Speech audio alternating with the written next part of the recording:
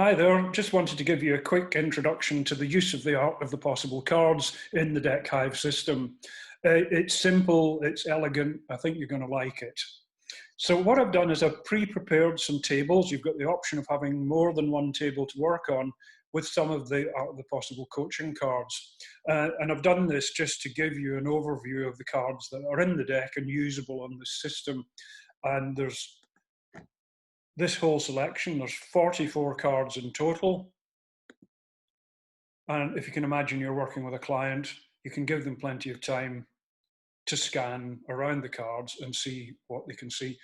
You've got the option of zooming in and out of certain cards. And if you want to get certain cards out of the way or work on a system of elimination, you can just flip the cards over like that.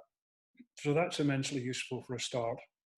So you can use these 4 decks, for instance, at the start of a coaching session to help your client choose just 1 or 2 cards to work with.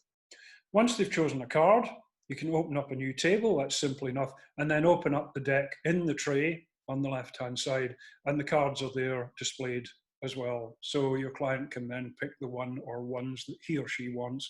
I'm just going to take that one for now.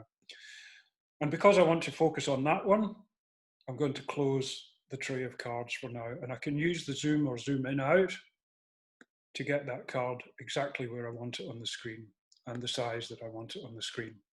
And you can imagine starting a coaching session with a client, just talking about the issues that are raised for them by this card.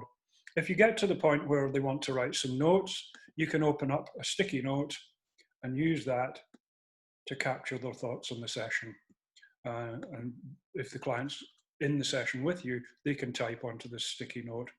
That's a lovely option about the Deckhive system, is you can turn it into a multi-user session where everybody has control of the parts of the board.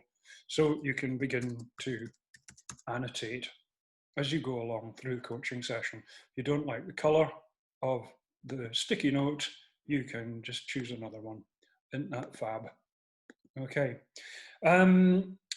Carry on coaching. You may want to add more notes. If the notes don't fit in that anymore, the sticky note simply expands to create space for you to work in that way. If you've done all you want to do with the client with this card, you can simply add another table and begin the process over again and get them to choose another card that they want to work on. Or you can put, 3 in the space, and maybe they might want to discuss, for instance, the story that connects those 3 cards. And what would that story be for you? Again, you can zoom in and out, move them around, and it's just such a lovely, flexible tool. There are loads more features I could talk about. For instance, when you're in Zoom, you can assign a table to each of your breakout groups and folk get a deck of cards each. It's just a fab, flexible tool. There's much more that can be done with the art of the possible cards than I've shown you now, but I hope that's been a good introduction. Thank you.